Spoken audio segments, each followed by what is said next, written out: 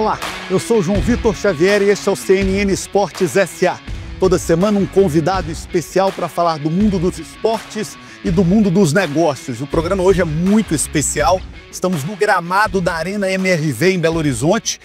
Aliás, gramado novo, está sendo instalado nesse exato momento.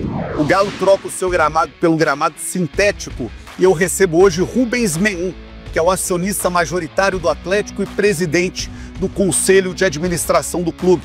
Vamos conhecer um pouco da trajetória do empresário que hoje comanda o Galo e também do momento do Clube Atlético Mineiro. Engenheiro, empresário e filântropo, Rubens Menin atua em diversas áreas, entre elas construção civil, logística, área financeira e comunicações.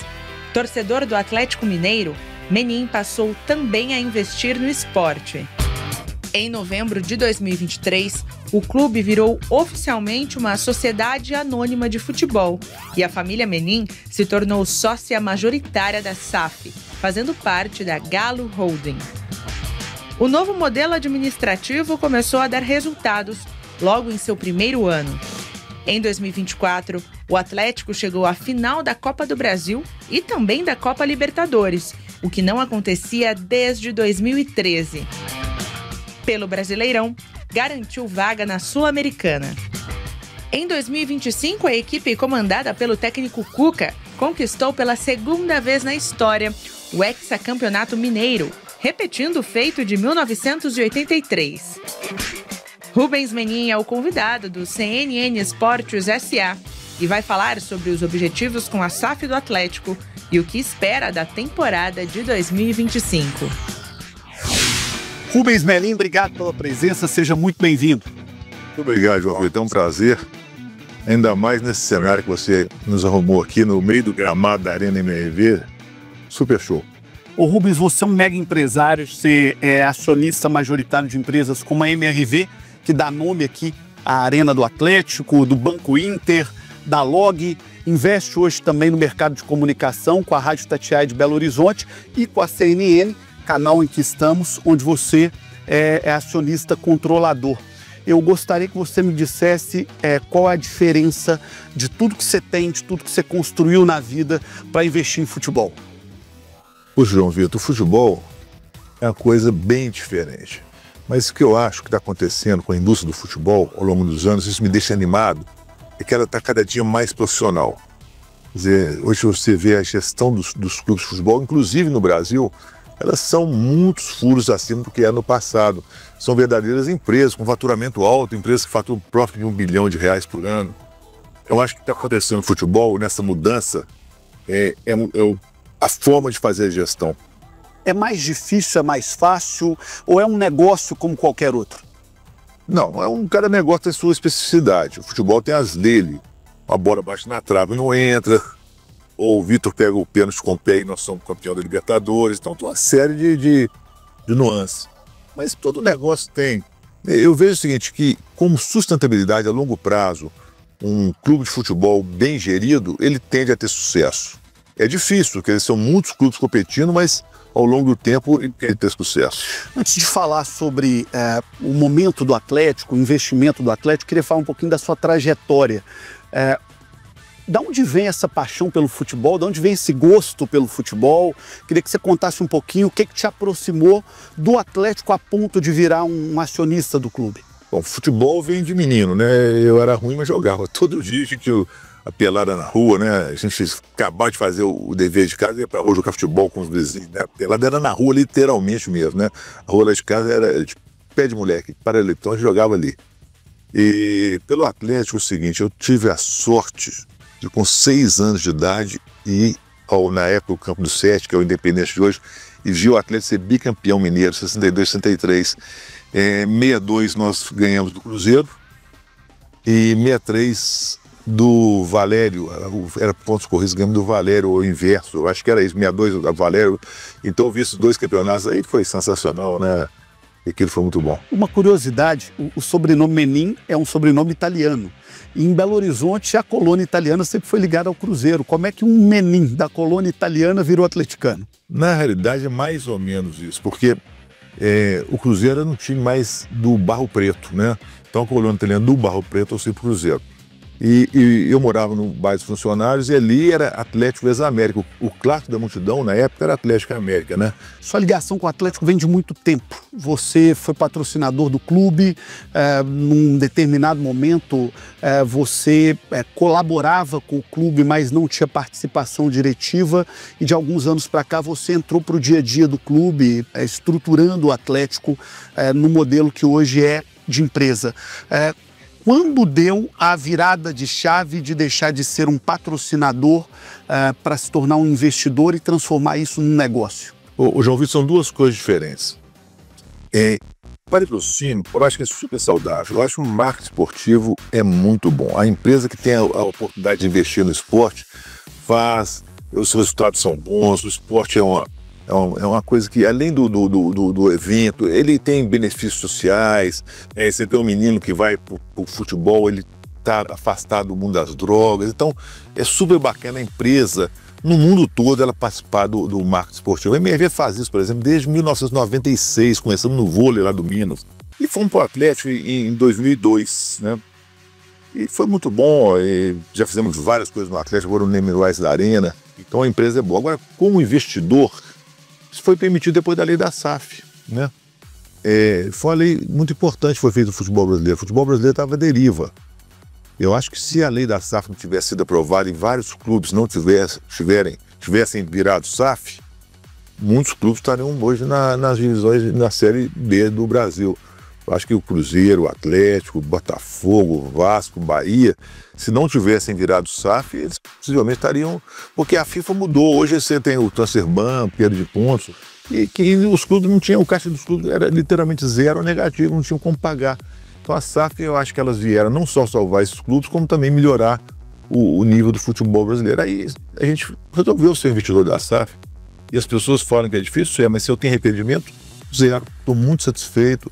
Acho que, como todo negócio, é difícil, mas também dá muito prazer, né? O que foi a estruturação financeira do Atlético até aqui? Como é que foram esses passos da transformação do Atlético em empresa? Quem hoje são os donos do Atlético? Porque se fala muito na família Menin, mas quem mais está nesse negócio junto? Queria que você contasse um pouquinho da estruturação do Atlético como empresa e como negócio. Isso é uma boa pergunta, João Vitor. Vamos lá.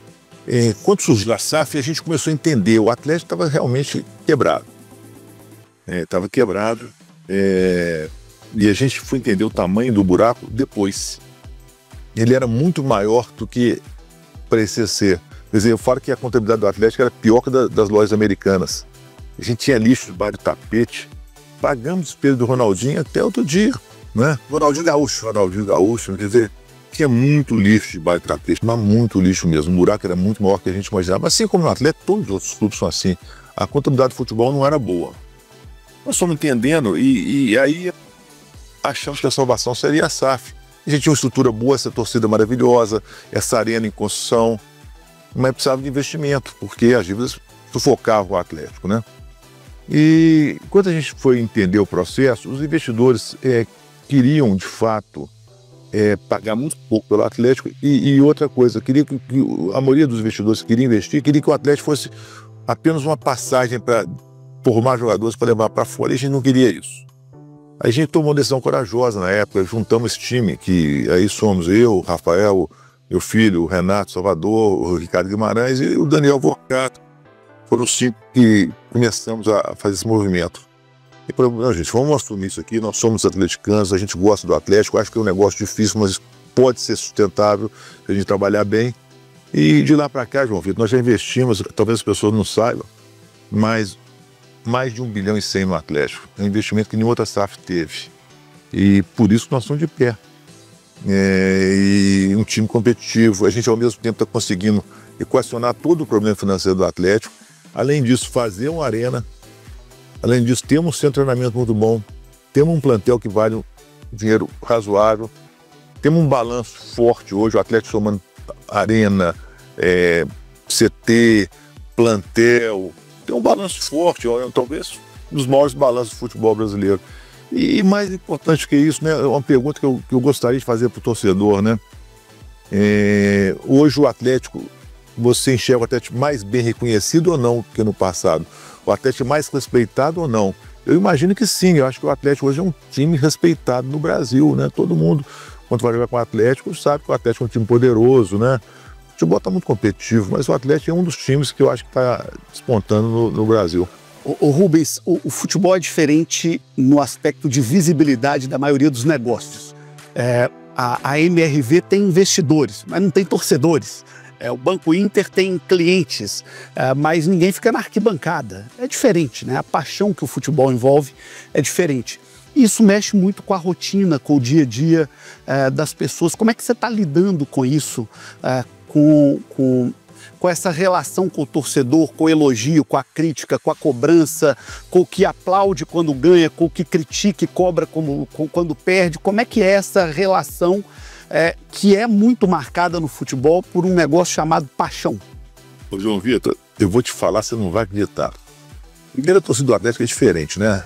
Sei lá, acho que é a mais apaixonada do mundo. Mas isso aqui é bom. Quando tem paixão, tudo é muito melhor. Agora, a gente não pode. Crítica você tem, mas eu acho que são poucos. Com a torcida muito grande, esses poucos são 100, 200, né? Mais, num momento ruim. Mas quem apoia é muito maior. Então a gente tem um apoio fantástico das torcidas. A torcida do Atlético, hora nenhuma, deixou de nos apoiar. Eu fico satisfeito nesse trabalho que a gente está fazendo no Atlético. Fora essa minoria, sem o apoio da torcida, que é uma torcida super apaixonada, está presente, a gente não chegaria lá. Então essa harmonia que a gente tem com a torcida, essa interação é chave para o sucesso do Atlético. As redes sociais hoje elas são muito fortes no mundo atual. Você é um usuário de redes sociais, posta um pouco da sua vida, dos seus negócios, da sua relação com o Atlético no dia a dia. E nessa relação se torna uma relação de mão dupla, de você mandando suas mensagens e de você também recebendo mensagens e cobranças no dia a dia. Durante o processo de venda, houve quem abraçasse, quem apoiasse, houve também quem cobrasse, criticasse. Como é que você avalia esse processo de venda do Atlético e aqueles que cobraram, o Atlético tinha que ter mais investimento, o Atlético tinha que botar mais dinheiro? O que você fala para esse torcedor do Atlético, que é o torcedor que ainda cobra no dia a dia? Bom, primeiro é o seguinte, isso não foi um voo cego. A gente fez, antes disso, a gente tinha uma consultoria que fez um estudo muito detalhado do Atlético, né, a UI, que é a maior do mundo nesse tipo de coisa, e fizemos um projeto. Né? O Atlético tem um projeto, não é uma coisa aleatória, né? A gente tinha uma decisão muito bem embasada, né? E tivemos um apoio do conselho, da torcida, sabe? Como te falo, a minoria sempre é contra, mas o apoio, tudo que foi levado para o conselho do Atlético foi aprovado com praticamente unanimidade.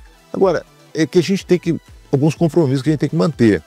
A gente sempre diz que a gente quer pegar o Atlético, sabia do tamanho do problema, mas se a gente quer dizer, o que é o Atlético? O Atlético é uma equipe de futebol. Então nós temos que ter um time competitivo. E desde que a gente assumiu o Atlético, até mesmo antes, o Atlético é um time competitivo. O futebol não é um ganhador, são vários ganhadores, né? Você vê o seguinte, na década de 60, o futebol mineiro conquistou um título importante. Na década de 70, dois títulos importantes. E assim por vários, na década de 80 poucos. Quer dizer, essa década o futebol mineiro conquistou mais títulos, entre eles o Atlético conquistou muitos títulos, né? Então é difícil, mas tem vários outros clubes competindo. Acho que o Brasil hoje tem 10, isso é bom, 10 clubes de futebol bem competitivos. E aí que é o gostoso, né? Quer dizer, a paixão, a competição. É por isso que eu acho que o futebol brasileiro está em alta, né? E vai cada vez mais estar em alta. Vai depender da nossa gestão. A gente agora não pode fazer bobagem. Quer dizer, o que atrapalhou muito o futebol brasileiro, eu acho que em determinado momento, alguns dirigentes esportivos faziam um time, ganhavam um campeonato, aí ficavam 10 anos sem ganhar por causa das dívidas. Então hoje não, você tem que ter equilíbrio. Então nós temos um time competitivo, querendo ter sempre um futebol competitivo, vão ter outros mais, outros menos, vai depender muito do momento, né? Ô Rubens, eu vou fazer uma metáfora esportiva aqui. O que você está dizendo é que o futebol não é uma corrida de 100 metros. O futebol é uma maratona. Você tem que ter mais fôlego, você tem que chegar mais longe. Mas o que eu tenho percebido aqui no CNN Esportes S.A., ao conversar com dirigentes do Inter, Grêmio, São Paulo, Palmeiras, Atlético, Cruzeiro, é que todo torcedor imagina que seu time vai ser campeão o tempo todo. né? O sentimento do torcedor é de que virou SAF, tem investimento, eu tenho que ganhar. Só que não é a realidade do futebol. O Palmeiras tem muito dinheiro, o Flamengo tem, o Cruzeiro é SAF, o Atlético é SAF, Grêmio e Inter são potências do sul do Brasil e por aí vai. E todo mundo quer ganhar.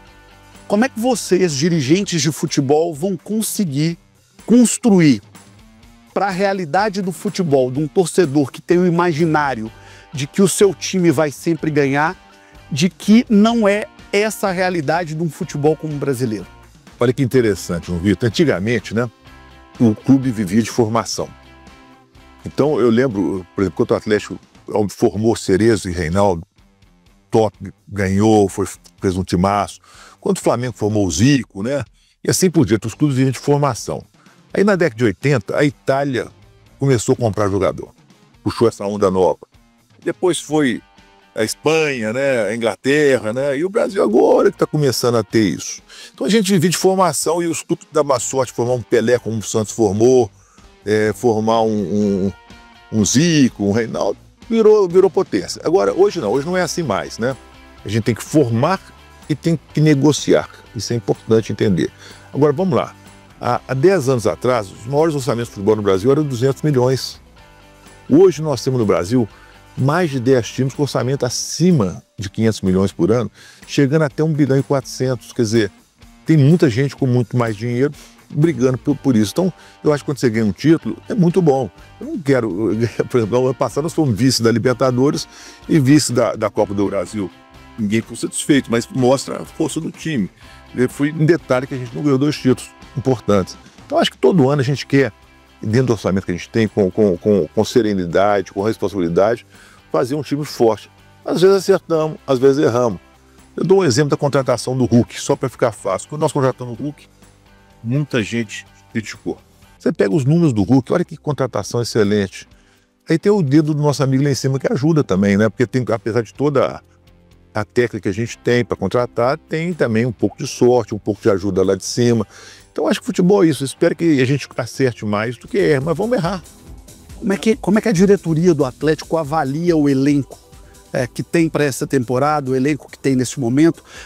Vocês entendem o Atlético como um time competitivo ou a janela do meio do ano o Atlético pensa em contratar, em reforçar? Qual que é a realidade hoje do Atlético quando o pensamento é o elenco do time? Tá, vamos lá. Tem 3 fatores que você tem que pensar. Primeiro é o seguinte, nós daqui para frente vamos ter sempre que ter jogador de base para ganhar minutagem. Então isso faz parte de qualquer clube de futebol, você tem que dar minutagem aos jogadores. Porque se nós não dermos daqui, eles vão para a Europa ter uma minutagem lá. Se você quer lançar, quer ter um jogador para ficar aqui, você tem que dar minutagem. Então você tem que arriscar, às vezes, um pouco da base. E quando eu vejo um menino da base entrar em campo e jogar bem, me dá uma satisfação muito grande. Porque nunca vai virar um craque se ele não jogar, né? Esse é um ponto.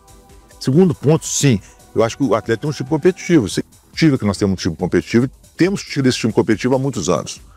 Fomos bem 20, 21 campeão nacional, sempre com muito respeito dos adversários. Agora, a janela existe para isso. Um clube, gente, ele tem que ver o que está dando certo e o que não está dando certo. E para isso o futebol tem uma regra, são as janelas, que vai ter agora um em junho. E nessa janela, a comissão técnica, juntamente com o departamento de futebol, vai analisar se tem alguma troca a ser feita.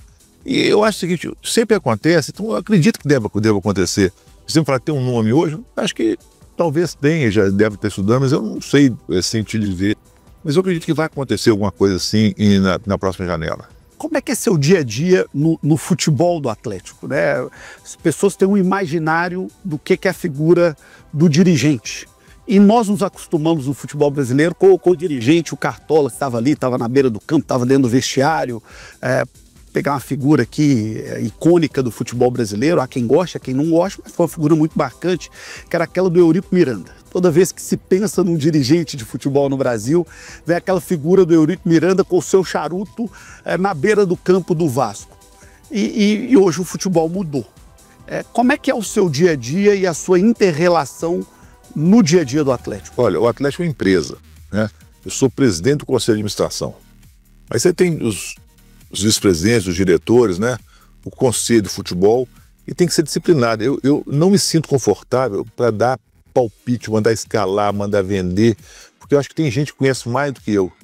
Não tem sentido você ter um diretor de futebol, você ter uma comissão técnica, você ter o SIGA, que é super bacana, se eu vou tomar decisão. Não, eu sinceramente, é o seguinte, eles me procuram quanto necessário para aquilo que a gente quer. Vamos discutir, temos as reuniões de conselho, vamos discutir orçamento, vamos discutir investimento, vamos discutir estratégia do futuro, troca de gramado, mas a contratação, gente, tem que ser quem conhece. Eu, sinceramente, eu acho que eu tenho que ter uma certa modéstia nisso aí, porque eu não conheço tão bem feitos os profissionais que tem no Atlético. Você falou agora há pouco, na abertura do programa, que o Atlético já teve um investimento na casa de um bi 100, né? Desde a transformação em SAF. O que foi priorizado nesse processo de investimento e o que é previsto de investimento para os próximos anos? Vamos pensar assim num Atlético projetado até o final dessa década. Olha, então, vamos lá. A gente pegou o Atlético, a SAF entrou, né? E a arena estava praticamente concluída, né? Mas ela foi um investimento muito grande. Você tem uma arena maravilhosa igual essa aí, eu acho que é um patrimônio. Eu acho que essa arena é a melhor do Brasil, do ponto de vista técnico. Agora, com essa melhoria que nós estamos fazendo, vai ficar super bacana. Mas tinha desafios, né? A gente tinha dívidas. Então, o que a gente fez? Primeiro, tentar equacionar as dívidas. Dar uma saúde, a gente não pode atrasar, igual a gente atrasava o salário de 2 meses sem pagar. Então, temos que ter disciplina financeira. Agora, eu acho, em cima do que a gente tem hoje, dos nossos planejamentos que a gente tem, que a coisa do Atlético ela é crescente ano a ano. Todo ano a gente vai ter um orçamento maior de futebol, todo ano a gente vai ser mais competitivo.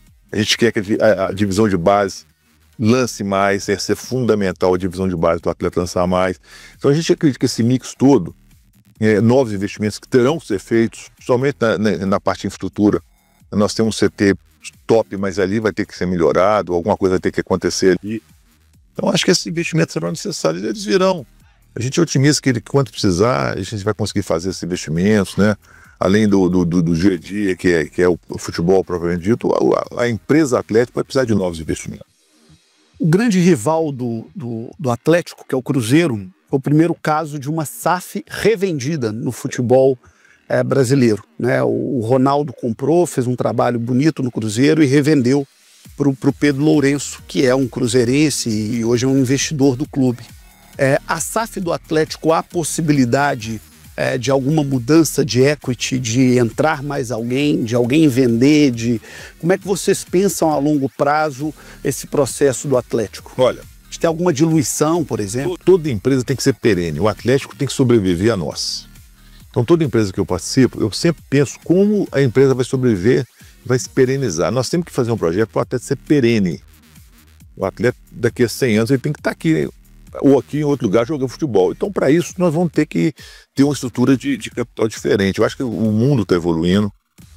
O futebol da Inglaterra foi o primeiro a perceber isso, por isso que ele é hoje talvez o maior campeonato do mundo, é a Premier League, porque os times são fortes, precisa de investimento. Então, acho que um dia a SAF já nos permitiu uma nova estrutura econômico-financeira para o futebol.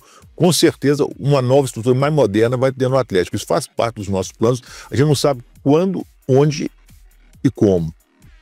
Mas, com certeza, é um sonho que eu tenho de perenizar o Atlético. Dentro desse espírito de um Atlético perene, você tem empresas que são abertas, de capital aberto. O Inter é capital aberto, a MRV é capital aberto, eu acho que a LOG também. LOG, né? Também é aberto.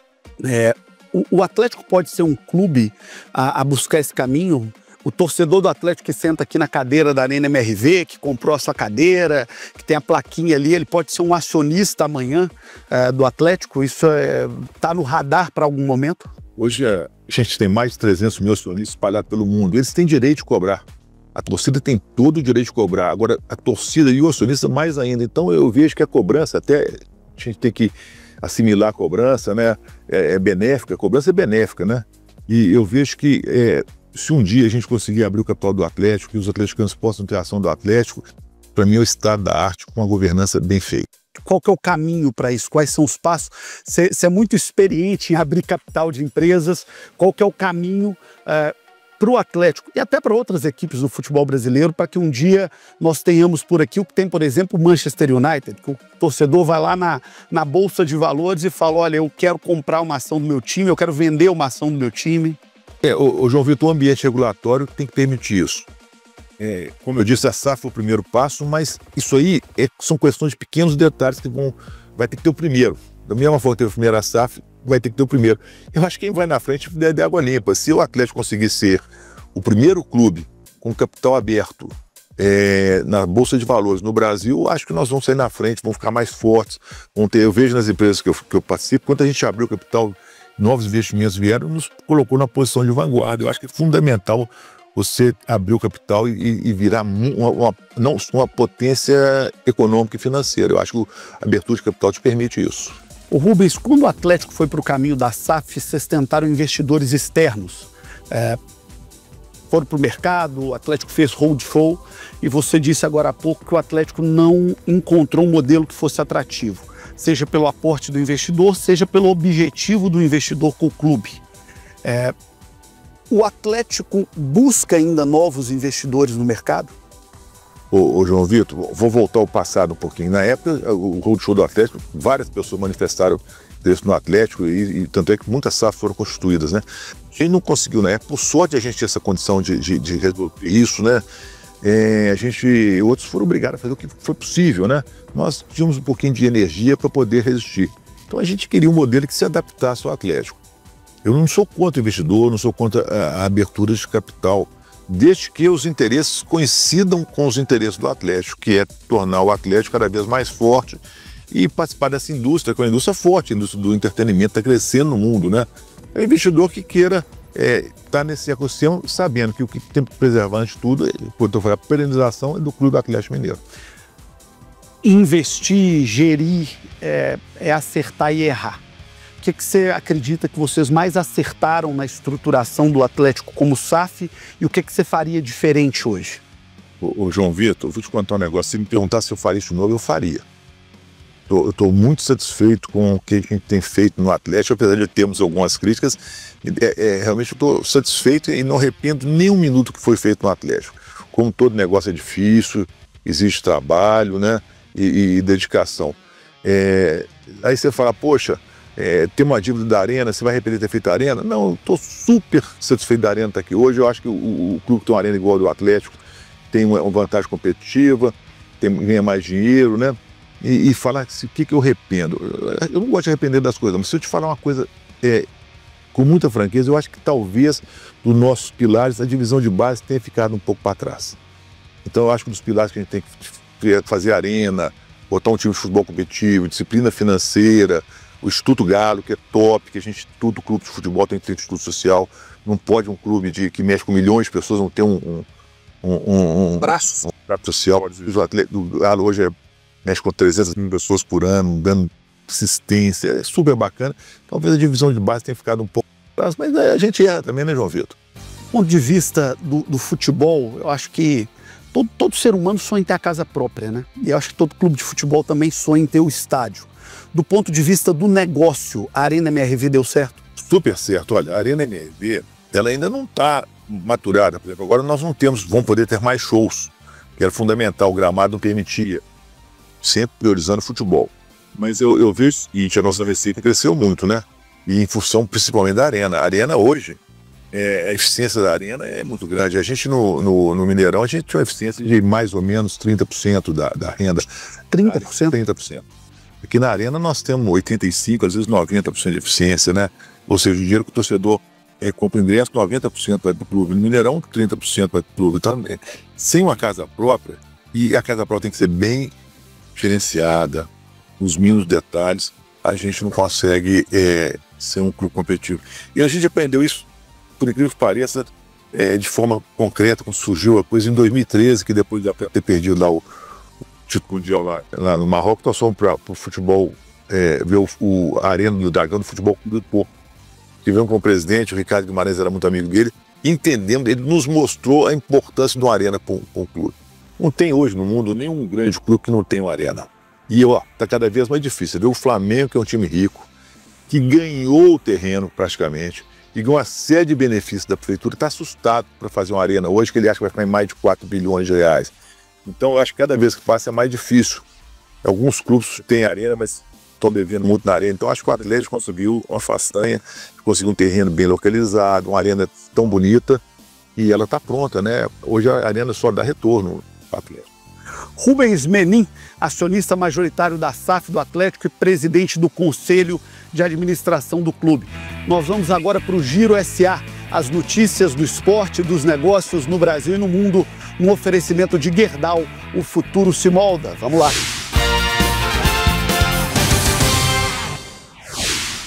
Oi, João, tudo bem? Da Arena MRV, direto para o Giro SA e começando falando da CBF, que divulgou o balanço financeiro de 2024 com uma receita bruta recorde de 1 bilhão e 500 milhões de reais.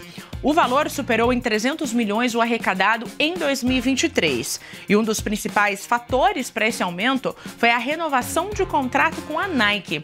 Já o superávit de 2024 ficou em 107 milhões.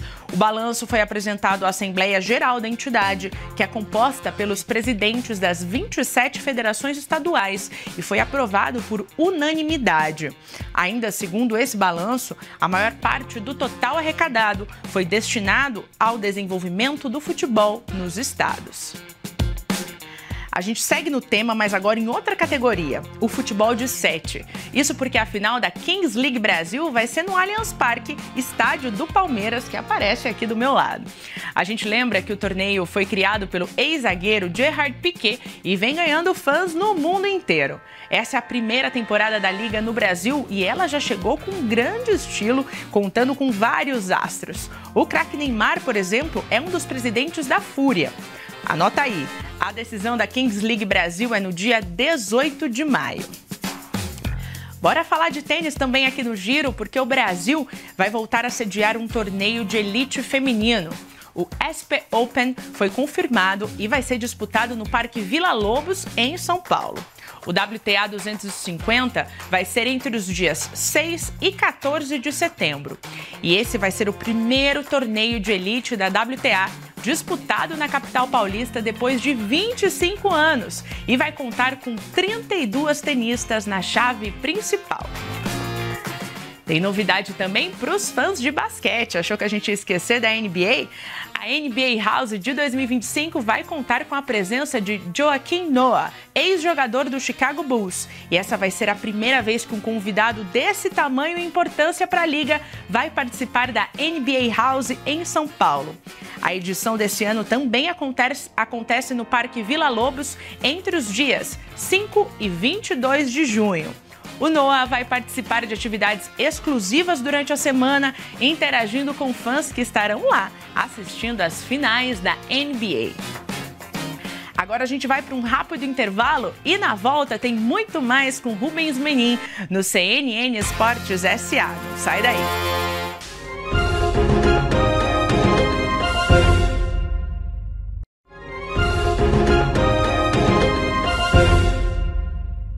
De volta com o CNN Esportes SA, direto da Arena MRV, a casa do Atlético aqui em Belo Horizonte, com Rubens Menin, que é o acionista majoritário do clube e presidente do Conselho de Administração do Galo. Ô Rubens, você falou no bloco anterior sobre o Hulk, da importância do Hulk, que vai jogar nesse gramado que nós estamos tendo o privilégio de estrear. Antes do Hulk jogar, está tendo a gravação do CNN Esportes SA. Então podemos dizer que nós tivemos o privilégio de estrear o novo gramado da Arena MRV. Qual que é a importância do Hulk para o Atlético? O João Vitor, o Hulk, quando foi contratado, né, houve algum questionamento. Eu sempre acreditei nele, mas no sentido mais importante, ele é dentro e fora de campo. Ele é um bom exemplo. Do Atlético não tem só o Hulk, não. Todos são assim. O grupo do Atlético é muito profissional. E a hora que você tem um atleta profissional, aquilo irradia, né? O atleta profissional trabalha, entrega e é bom para todo mundo, porque se você tem um atleta em campo e não se empenha, todo mundo sai perdendo.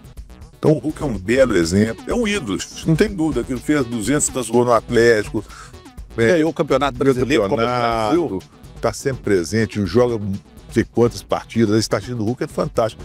E eu acho que o Hulk foi uma contratação que ajudou muito o atleta nessa nova fase. E a torcida adora o Hulk, né? E acho que tem um aspecto importante de um cara igual o Hulk, que é a meninada e a paixão da criançada com o Hulk, né? A meninada adora o Hulk, né? E aquele negócio do Hulk, da massa do Hulk, ele pegou, né? Camisa do Hulk. Então o Hulk Qual o clube que não precisa de um ídolo? O clube, sem dúvida, é um dos maiores ídolos da história do Atlético, né?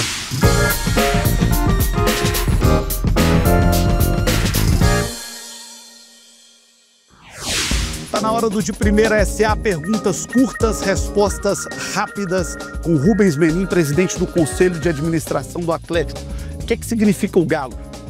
O Galo foi um dos troços mais bacanas em termos de eternizar o Clube Atlético Mineiro. Foi muito feliz o criador, né? Que ele fez um símbolo bacana, aguerrido, lutador, querido, né? Então o Galo ajudou a torcida ficar mais fanática ainda, a torcida do Galo. É a torcida mais fanática do Brasil. Talvez o Atlético tenha essa característica que é o único clube do Brasil que é conhecida pelo seu mascote, né? Atlético Paranaense, Atlético Goianiense, mas Galo é só um. Às vezes eu viajo para o exterior, né? E aí você falou do Hulk, pergunta muito pelo Hulk, mas pergunta, e o Galo? O pessoal do exterior já conhece o Galo. E o Galo para você? João Vitor, o Galo para mim é muito importante na minha vida, porque a gente tem que ter tudo. Eu falo que isso aqui também é prazer, né? Isso aqui é a coisa mais gostosa que você vir aqui num domingo, 4 horas da tarde, ver um jogo, bater um papo, o Atlético ganhar, você chega em casa animado, né? Você vê o cara aqui de pertinho, né? Isso é um programa maravilhoso. Na Europa, isso aí é o programa das famílias no fim de semana. Quem que é o maior ídolo do Rubens Menin no Atlético? Olha, eu vou te contar que... vou botar assim, vou tirar a década de 60. E tinha alguns jogadores que eram bacanas, tinha o Buglé lá, tinha o Marcial, mas eu vou botar dali pra frente, né? Então, eu não quero ser injusto com o Cerezo, que foi um treco, mas o Reinaldo é o rei, né? Reinaldo é o cara que mexe com o coração do atleticano. O Reinaldo, eu vi ele é mais ou menos da minha idade, nós começamos junto, né? E é um cara super bacana, então jogou muita bola. Cara, eu falo o seguinte, os 3 melhores camisas 9 do mundo de todos os tempos, Reinaldo, Ronaldo e Romário, os 3 são brasileiros. Não tem nenhum camisa 9, o Reinaldo é um dos 3 melhores do mundo de todos os tempos. Qual que foi o título, a vitória, o jogo mais marcante quando você lembra a história do Atlético e a sua história como atleticano? Então eu falei do bicampeonato 62, 63, era um título regional. Mas 71 foi super bacana, né? Eu não fui no Rio, mas eu fui no Mineirão no jogo contra o São Paulo, super bacana. Libertadores, super bacana. Agora o campeonato de 21, o brasileiro, não a Copa Brasil, eu tava lá na Fonte Nova, tava com uma confiança danada, aí o Bahia me faz 2, eu falei, nossa, será? Aí vai tum, 3, eu não acreditei naquele negócio, era 50 anos uma vez engasgado com aquele negócio, foi super bacana. E qual foi a derrota mais dolorosa que você teve no futebol? São Paulo foi o campeonato de 77, 78, o time do Atlético era muito bom, era o melhor do Brasil disparado. E nós estávamos achando, não sei quantos pontos, invicto na frente de São Paulo. Perdeu nos pênaltis, mas o Reinaldo não jogou, achei que não foi correto ele não ter jogado. São Paulo perdeu o Serginho e nós perdemos o Reinaldo. O Reinaldo era melhor que o Serginho. Foi mais doído do que aquele jogo do Zé Roberto Reit? Porque também foi duro. Aqui não era a final.